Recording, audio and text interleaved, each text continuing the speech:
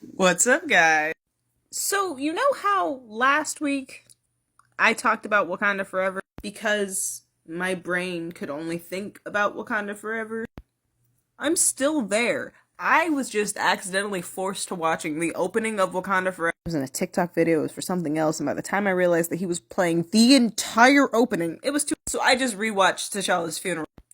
And thinking of that, where Shuri's at that moment, where she was at the beginning of the movie, where she ends up ultimately, it's such a tragedy. And I feel like it didn't have, like, obviously something truly tragic did happen with both Chadwick and T'Challa, but like, it didn't have to be a complete and utter tragedy. Because that's where I feel like, or that's what I feel like Wakanda Forever is. It is the tragic story of a princess who lost her father and brother fighting to save the rest of the world, who then loses her mother and has to forgive and try and start over with the man who killed her.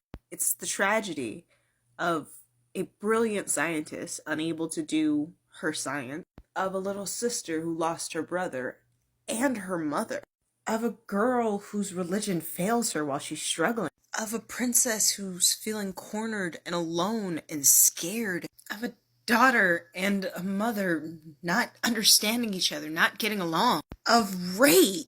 I think the kitten will be good for Shuri because he will give her hope.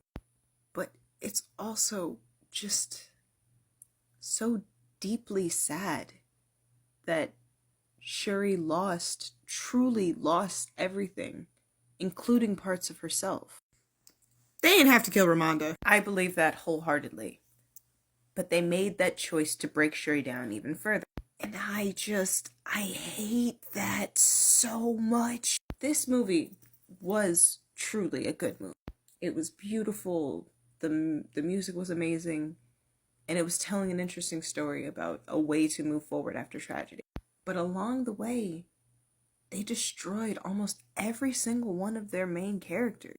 Okoye lost her job and her identity. Nakia is without her husband and father and just trying to be a mom alone. Ramonda is gone. And Shuri, my dear, sweet Shuri, was mowed down completely and is now at a point where she has to start over, figure out who she is and what she wants. And she knew who she was before, and having to restart like this just makes me sad. Thank you for coming to my TED Talk.